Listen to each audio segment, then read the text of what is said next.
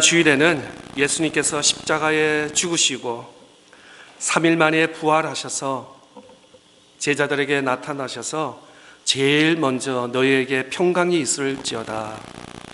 그리고 아버지께서 나를 보내신 것처럼 나도 너희를 보내노라. 그리고 마지막에 성령을 받아라. 내가 주는 새 사명을 감당하려면은 성령 없이는 감당할 수 없다 라는 예수님의 말씀을 제자들에게 하셨습니다. 슬픔과 두려움에 잠긴 제자들에게 야단치고 내가 십자가에 못 박혀 죽었는데 너희들은 어디 무서워서 도망가고 지금 또 이 다락방에 문을 잠그고 있지 않냐 라고 화를 내면서 야단치는 예수님이 아니라 오히려 예수님께서 제자들에게 만나면서 제일 먼저 하신 말씀이 평강이 너희에게 평강이 있을지어다 라고 위로해 주시고, 더 나아가서 새로운 사명을 확인하게 하시고, 더 나아가서 그 사명을 감당할 수 있도록 성령을 보내주시는 약속의 말씀을 하신 것입니다. 우리도 예수님처럼 우리도 실수가 많잖아요.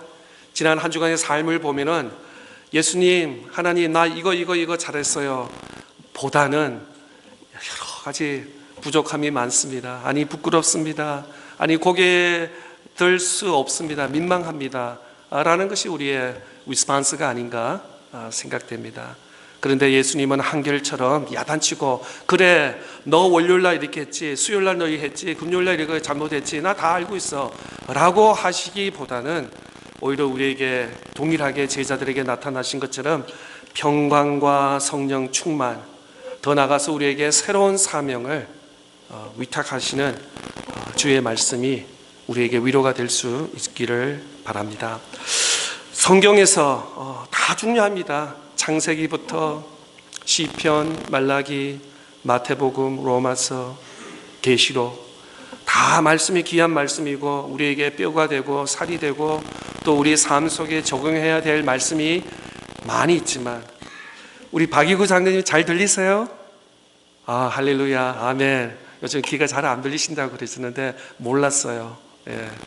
가능하면 제가 천천히 최대를 다해서 또박또박 말씀을 전할 텐데 노력하겠습니다. 감사합니다. 지난 주중에 신방을 했더니 가정들마다 다 일들이 있고 사연들이 있는데 정말 회개 많이 했습니다. 눈물도 많이 흘렸습니다. 목사라는 사람이 전 너무 몰랐다는 거예요. 그냥 이렇게 강단에 서서 그냥 내가 하고 싶은 말을 했다는 그런 심정인데, 우리 가정들마다 성도들마다 더 잘 섬세하게 디테일하게 관심을 가지면서 알 수 있도록 노력을 많이 하겠습니다. 그런데 감사한 건요, 제가 50이 넘으니까요 눈물은 자꾸 많아요. 40대는 제가 울지는 않았는데 또 우리 주바라기 우리 신성재 주사님 늘 자랑하지만 찬양 콘티를 정말 잘 짰습니다.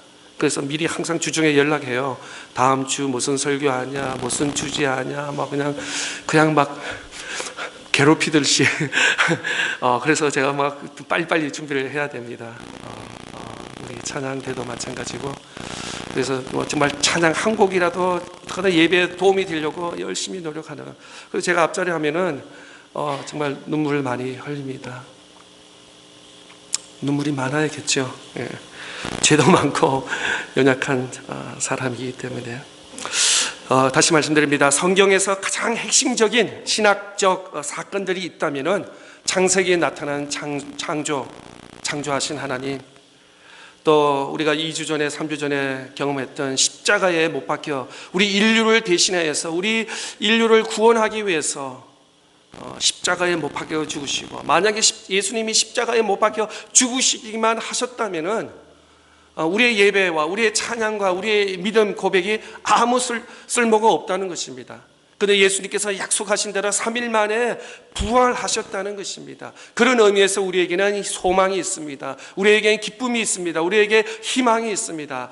예수 그리스도 그리스도인 기독교는 죽음으로 끝난 것, 십자가에서 죽는 것, 희생양이 되고 죽는 것으로 끝나는 것이 아니라 바로 부활하신 영광, 하나님의 약속, 권능, 소망, 기쁨이 있기 때문에 우리는 오늘 또 하나님 앞에 예배 드릴 수 있습니다. 당연히 우리 집안에 또 우리 학교에 또 우리 자녀들의 걱정, 근심, 여러 가지 이슈들이 많이 있을 수도 있습니다. 그런데도 우리가 한 시간 기쁨으로 하나님께 예배 드릴 수 있는 것은 십자가에서 예수님이 돌아가시고 약속하신 대로 부활 승천하셔서 지금은 하나님 우편에 앉아 계셔서 우리를 위해서 중보 기도하시는 그 하나님 예수님을 바라볼 때 우리는 기쁨과 감사와 소망이 넘칠 수 있는 줄 믿습니다.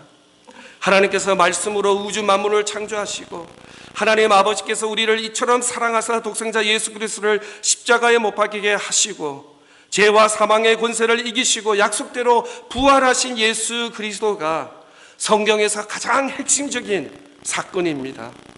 그런 의미에서 요한복음 21장은 우리에게 보너스 같은 것입니다.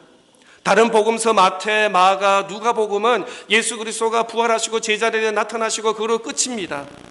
그런데 요한복음에서 부활한 이후에 제자들에게 나타나시고 한 번 더 주님께서 너희가 나를 진정으로 사랑하느냐, 사랑의 메시지와 사랑의 확인과 또 사명을 확인할 수 있는 장, 그런 면에서는 요한복음 21장은 우리에게 보너스 같은, 여러분 비즈니스에서, 직장에서 아니면 보너스 받는 거 좋지 않으세요? 생각하지도 않았는데 엑스트라가 생긴 거예요. 그럼 얼마나 기분이 좋겠어요. 요한복음 21장은 우리에게 보너스 같은 존재인 줄 믿습니다. 오늘 이 짧은 본문에서 예수님의 질문과 명령으로 시작되고 있습니다.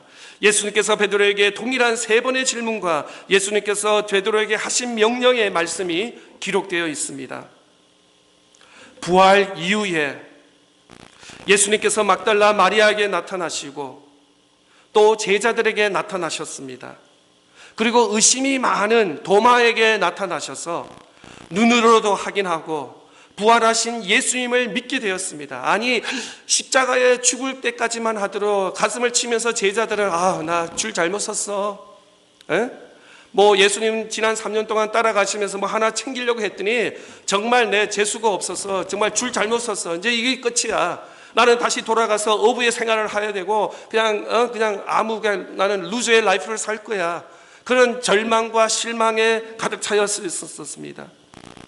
그런데 오늘 본문 예수님이 부활하시고 손으로 만지기까지 확인하고 예수님의 목을 이렇게 만지면서 정말 진정한 지난 3년 동안 따라다녔던 예수님이라는 걸 확인하고 그들은 더 이상 두려움과 좌절과 절망이 사라지고 그들에게 기쁨과 소망이 충만한 것을 제자들은 확인하였습니다.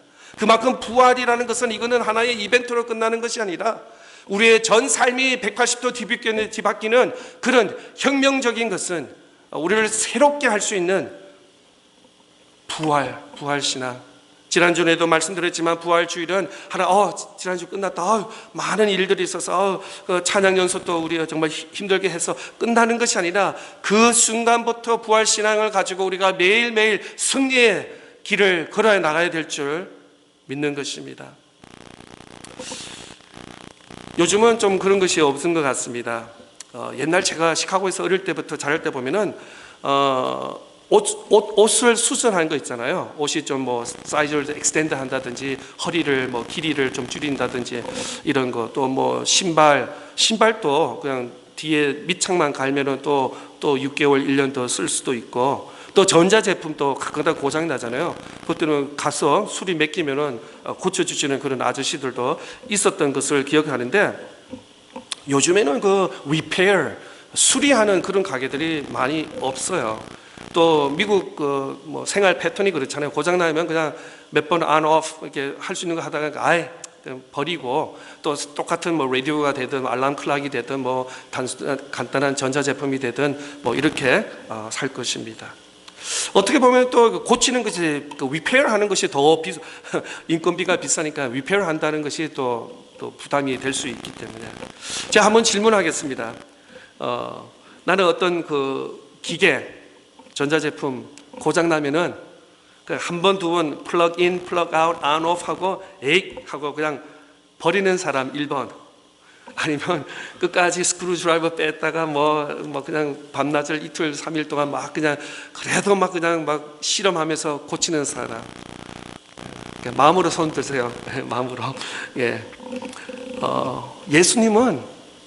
예수님은 이렇게 두려움도 많고 의심도 많고 실수가 많은 제자들을 포기하니 아니하시고, 아니 예수님께서 이렇게 할 수도 있었을 것 같아요. 이 갈릴리 동네 이거 정말 꼴통이야. 내가 처음부터 잘못 왔어. 다른 동네 저 북쪽으로 갈 걸, 여리고를 갈 걸, 다른 동네 가서 좀 이렇게 좀 에너지도 있고 좀 이렇게 좀 실력 좋은 애들 그 제자를 불러올 걸. 그냥 갈릴리 저 총구석에 처음부터 내가 첫 단추부터 잘못 지어서 이렇게 하지 아니하셨다는 거예요. 예수님은 두려움도 많고 의심도 많고 실수도 많고 제대로 할 수 있는 것은 아무것도 없는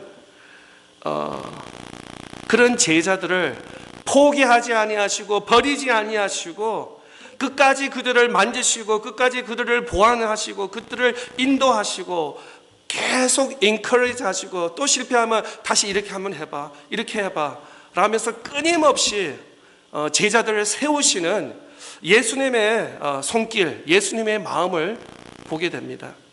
그런 의미에서 우리는 쉽게 뭐든지 포기할 때가 많아요.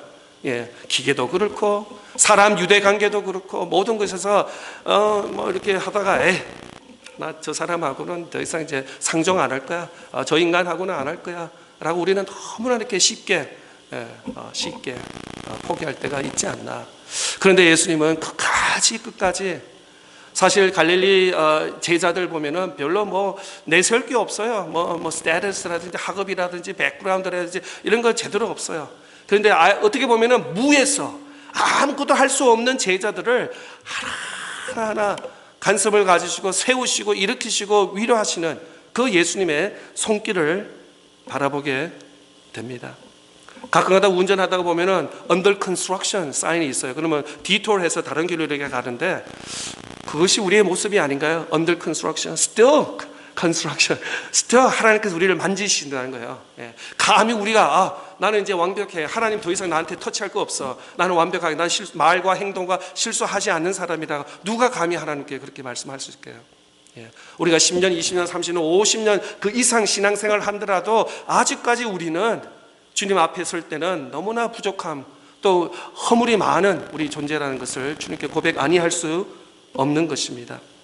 예수님께서 부활하시고 빌라도에게 대제사장에 가지 아니하시고 오히려 인류를 구원할, 앞으로 내 사명을 감당할 제자들에게 나타나셔서 그들에게 세상 복음을 위하여 하나님의 구원의 말씀을 전할 제자들에게 나타나셨습니다.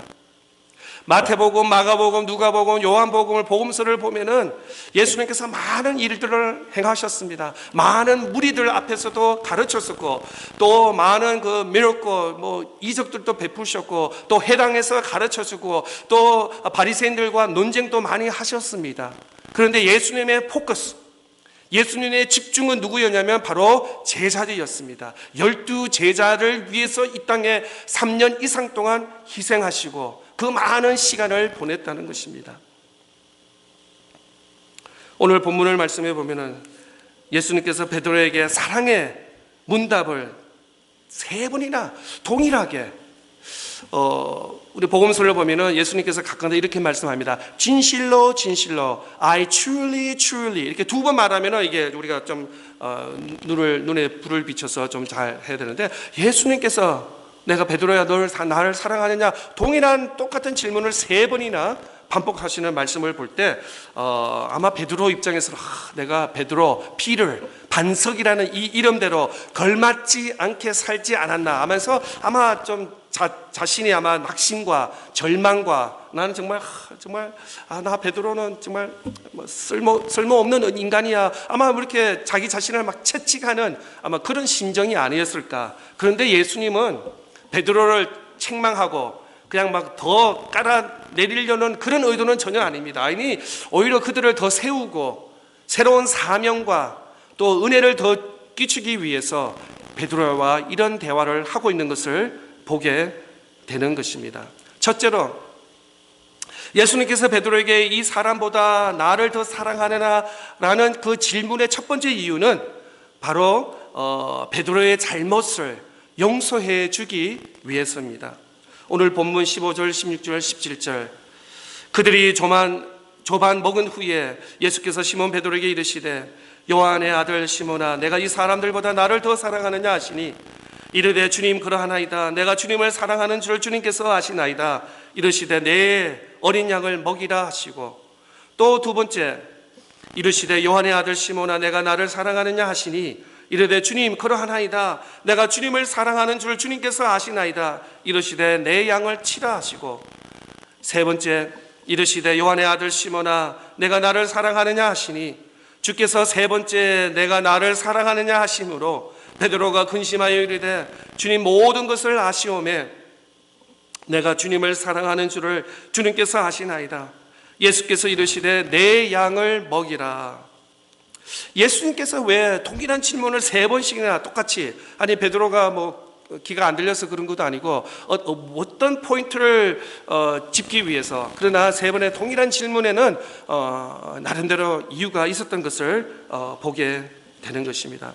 사랑하는 성도 여러분, 우리가 신앙생활하면서 또 미국에서 이 땅에서 우리가 살면서 예수 믿었기 때문에 우리가 모든 하는 일이 정말 기쁘고 감사와 목사님 지난 한 주가 얼마나 감사한 일이 많은지, 얼마나 기쁜 일이 많은지, 우리 아들 딸들이 우리 직장과 우리 사업장에 뭐 이런 일이 있으면 정말 신앙생활에 신바람이 날 겁니다. 그런데 현실은 그렇지 않다는 거예요. 기쁜 날 하나 있으면 슬픈 날 두 가지 있고 그러니까 더 어렵고 크고 작은 어려움이 많은 것을 보게 되는데, 그래서 주님께서 우리의 믿음을 시험하고 확인하려고 여러 가지 때로는 시련을 주신다는 거예요. 아이들에게 물어봅니다. 너 학교에 뭐 없으면 좋겠어? 그러면은 시험이 없으면 나 학교 매일 가겠다는 거예요. 토요일도 가겠다는 거죠.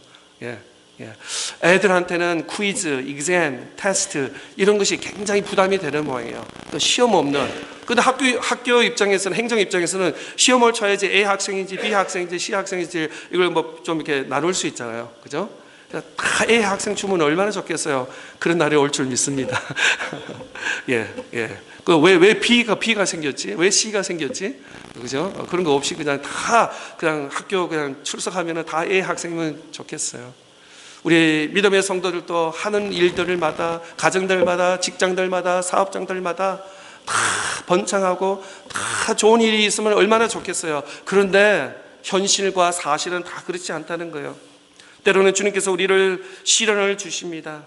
그럴 때 우리가 나 예수 믿은 지 3년 됐는데, 예수 믿은 지 10년 됐는데 왜 하나님은 아직도 나를 인정하지 못하고, 왜 내 가정에, 내 직장에, 내 사업장에 왜 이런 어려움이 있지? 라고 하시지 않고 오히려 반대로 주님이 나를 얼마나 사랑하시면 나에게, 우리 가정에, 내 직장에, 내 사업장에, 우리 자녀에게 왜 이러한 큰 시련을 주실까? 주님의 사랑을 우리가 발견할 수 있기를 바랍니다.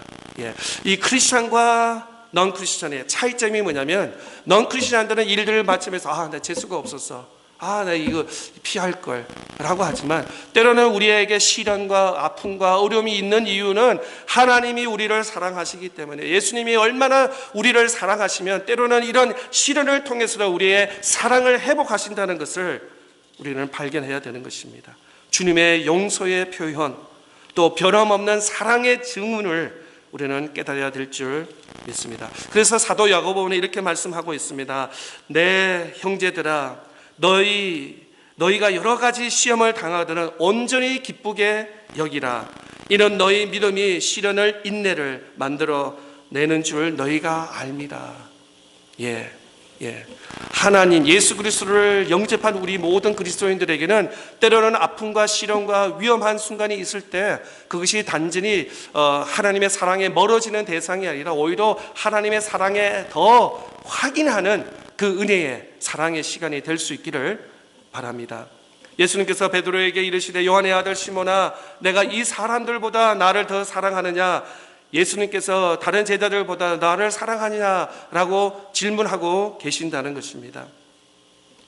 때로는 우리 신앙생활하면서 주님보다 주변의 사람을 더 의지할 때가 있을 수 있습니다. 주변 사람들로부터 인정을 받고 싶고 사람들과의 좋은 관계를 유지해야 합니다. 당연하죠. 그런데 어느 순간 주님보다 더 사랑한다고, 주님을 사람들보다 더 사랑한다고 고백해야 할 때가 있다는 것입니다. 또 어떤 의미에서는 신앙생활을 하면서 주님보다 더 물질, 돈과 명예, 물질을 더 사랑할 수도 있다는 거예요. 그럴 때 우리 마음을 잘 살펴야 된다는 것이죠. 우리 마음이 세상의 끝에 있는지, 명예와 명철과 사람들의 박수소리에 우리의 모든 관심이 있는지, 정말 보이지 아니하시는 하나님, 주님, 내가 너를 알아, 내가 너를 사랑해 라는 주의 음성을 들어야 되는지. 때로는 성경에서는 주님께서 이런 말씀을 하십니다. 부모보다도, 가족보다도 더 주님을 사랑하라는 말씀입니다. 우리가 잘 아는 마태복음 10장 37절 말씀에 보면은 아버지나 어머니를 나보다 더 사랑하는 자는 내게 합당하지 아니하고 아들이나 딸을 나보다 더 사랑하는 자도 내가 합당하지 아니하며, 38절, 또 자기 십자가를 지고 나를 따르지 않는 자도 내게 합당하지 아니하다. 이 말씀을 우리가 잘못하면은 예수 믿는 사람은 부모, 자식, 형제, 사람 없고 주님만 바라보고 그냥 그래 산다는 그 뜻이 아닙니다. 오히려 그리스도인은 진정한 주님을 사랑하면 부모님과 자녀들과 이웃들과 우리 사람들을 더 사랑해야 되지만 주님을 더 사랑하라는 것입니다. 예. 죄송하지만 저도 아이들을 키우고 있는 상황이지만 때로는 우리 아들, 우리 딸, 우리 자녀들이 우리 우상이 될 수가 있어요. 예. 예. 우리 우상이 될 수 있어요. 예. 오늘 이 말씀은 이 내 아들보다, 내 자녀보다, 내 아버지, 어머니보다도 주님, 예수님을 더 사랑하느냐 라고 할 때, 잠깐만, 나 좀 생각해보고, 계산도 두드려보고, 이러면은 이게 우리 마음이 지금 흔들리고 있다는 거야. 예. 그 질문이 때렸을 때, 네, 주님을 더 사랑합니다 라고 단호하게 생각할 시간 없이 바로 우리가 해답을 해야 될 줄 믿습니다. 돈, 명예, 물질, 명예, 이런 거 다 우리가 사회생활 하려면 필요한 것들입니다. 그런데 어느 순간 예수님께서 베드로에게 묻으듯이 이런 것보다는 더 나를 사랑하느냐 라고 할 때 우리는 어떻게 할 것이며, 잠시만요, 제가 오늘 밤에 좀 생각해보고 내일 아침에 다시 연락드릴게요 라고 할 수도 있다는 것입니다. 오해 마십시오. 그렇다고 부모고 형제고 아들, 딸들 다 팽개치라는 뜻이 아닙니다. 더 사랑하라는 것이죠. 또 요한 1서 2장 15절에 이 세상이나 세상에 있는 것들을 사랑하지 말라. 누구든지 세상을 사랑하면 아버지의 사랑이 그 안에 있지 아니하라. 과거에 비해서 오늘은 참 생활이 많이 유익해졌습니다. 인터넷이라든지 소셜미디어라든지 스마트폰이라든지 모든 것이 생활이 굉장히 편해지고 있는 가운데 정말 저도 우리 딸들한테 아빠 사랑해 알지, 또 아내한테 사랑합니다, 자주 이렇게 성격이 이래서 잘 못하는데 오늘 예배 마치기 전에 정말 우리가 예수님, 주님 사랑합니다 이렇게 한번 고백했으면 좋겠어요. 평상시에는 우리가 잘 모릅니다. 만사 형통할 때는 직장생활, 아이들 학교 잘 가고 사업이 갈 때는 괜찮습니다. 그런데 때로는 우리가 어려움을 당할 때 정말 우리가 주님을 사랑하고 예수님을 사랑하는지 그 시험대에 우리가 앉아 있다는 것입니다. 그럴 때 우리가 헤지텐하지 않고 정말 주님 사랑합니다, 세상에 그 무엇보다도, 명예보다도, 무엇보다도 주님을 사랑하는 거 주님 아시잖아요. 우리가 단호하게 주님 아시잖아요 라고 우리가 담대히 우리가 설 수 있어야 된다는 거예요. 베드로는 대답합니다. 주님, 그러하나이다. 내가 주님을 사랑하는 줄 주님께서 아십니다. 두 번째로 예수님께서 베드로에게 똑같은 질문을 합니다. 내가 나를 사랑하느냐 라는 질문에 대답의 진실성을 시험하고 있는 것입니다. 예수님의 베드로에게 질문은 첫 번째는 그 아가페 사랑, 헬라로 말하면은 바로 신적인 하나님을 사랑하는 그 아가페 사랑으로 물었는데, 베드로는 오히려 반대로 필레오, 그냥 그 육신적인 인간적인 사랑, 우정으로 대답했다는 것입니다. 그러면서 다시 한번 예수님께서 너가 정말 내 필레오, 내 인간적으로 사랑하느냐라고 할 때 그때 다 동일하게 또 베드로는 대답하고 있습니다. 연약한 베드로의 진실을 보시고 용납하신 것이죠. 과연 입으로 고백하는 것만큼 주님을 진실하게 사랑하는 자신을 돌아보게 되는 것이죠. 또 세 번째, 예수님께서 질문하십니다. 예수님께서 베드로에게 내가 나를 사랑하느냐라는 질문에 베드로를 겸손하게 주님의 일을 하기 위해서는, 주님의 사역을 하기 위해서는 우리가 겸손해야 되는 것입니다. 우리가 실력으로, 우리의 어떤 경험으로 하는 것이 아니라 겸손한. 그래서 사도 야고보는 이렇게 말씀합니다. 겸손하는 자가 하나님께서 가까이 하신다고 하셨어요. 오히려 교만한 자를 하나님께서 멀리 하신다고 하셨습니다. 겸손. 주님의 일을 할 때 우리가 겸손할 수 있기를 바랍니다. 오늘 17절 말씀입니다. 세 번째 이르시되 요한의 아들 시몬아 내가 나를 사랑하느냐 하시니, 주께서 세 번째 내가 사랑하느냐 하심으로 베드로가 근심하여 이르되 주님 모든 것을 아시오매 내가 주님을 사랑하는 줄을 주님께서 아시나이다. 예수님께서 이르시되 내 양을 먹이라. 주님께서 세 번째 나를 사랑하느냐고 물을 때에 인간적인 사랑으로 물으셨습니다. 그런데 시몬 베드로는 내가 필레오 하느냐라는 물으시는 것 같아 내가 예수님께 인간적인 신적인 거 둘째치고 인간적인 사랑까지도 내가 예수님으로부터 의심을 받고 있구나. 정말 나는 정말 쓸모없는 존재구나. 나는 정말 형편없는 존재구나. 그냥 굉장히 자부심이 굉장히 낮은 그런 상태인데, 근데 예수님께서 베드로를 들으시고 오히려 베드로의 대답이 주님 모든 것을 아시는 주님 왜 자꾸 똑같은 질문을 애석하십니까? 내가 주님을 신적으로는 못하지만 인간적으로는, 우정적으로는 내가 주님을 사랑합니다. 이렇게 고백하고 있는 것입니다. 사도 야고보는 야고보서 4장 6절에 그러나 더욱더 큰 은혜를 주시나니 그러므로 일러스되 하나님이 교만한 자를 물리치시고 겸손한 자에게 은혜를 베풀어 주신다 하였느니라. 주님께서 오늘 또 우리의 죄를 지으셨다라고 할지라도 우리가 오늘 이렇게 예배에 나올 수 있는 것은 내가 지난 일주일 동안 7일 동안 승리했기 때문에, 허물이 없기 때문에 나가서 예배 드리는 것이 아니라 오히려 많은 세상의 짐을 들고 왔습니다. 하나님께 용서를 구하기 위해서, 용서를 받기 위해서. 예수님께서 이 땅에 오셔서 우리의 죄를 대신하여 십자가에 못 박여 죽으시고 부활하셨습니다. 의심 많고 두려움 많고 이런 제자들에게 나타나셔서 특별히 어떻게 보면은 우리 한국 사람은 베드로랑 비슷해요. 베드로가 굉장히 다혈질이래요. 그냥 업앤다운도 심하고 막 화끈하기도 하고, 우리 한국 사람이 그렇잖아요.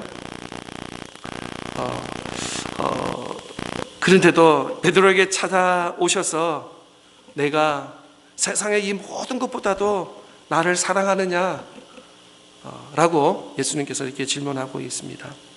그런데 오늘 이 말씀은, 성경 말씀은 제자들만의 적용되는 말씀이 아니라 오늘 살아가는 우리 모든 그리스도인에게 적용되는 말씀인 줄 믿습니다.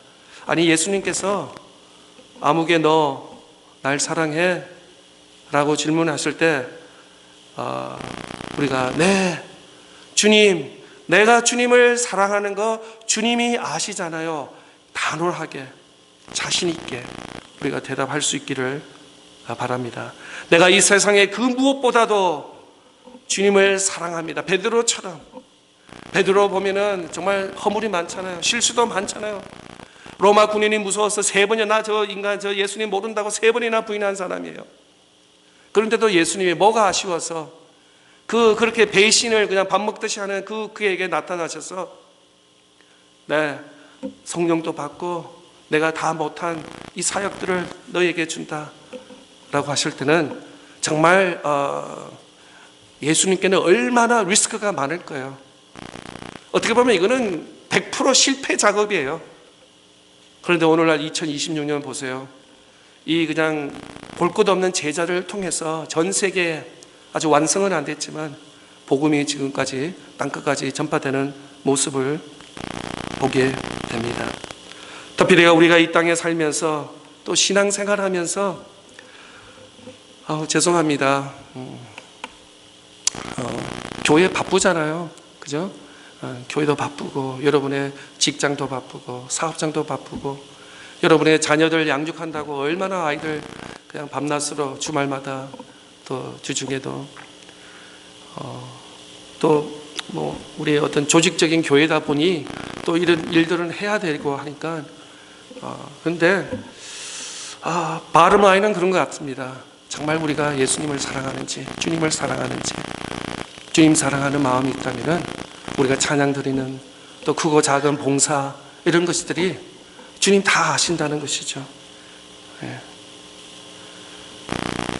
그냥 예수님과 대화 속에 그냥 낙심하고 절망하는 것이 아니라 오히려 다시 한번 사명 회복하고 내가 주님을 사랑합니다 라고 그렇게 고백할 수 있는 사랑의 회복이 될 수 있기를 바랍니다.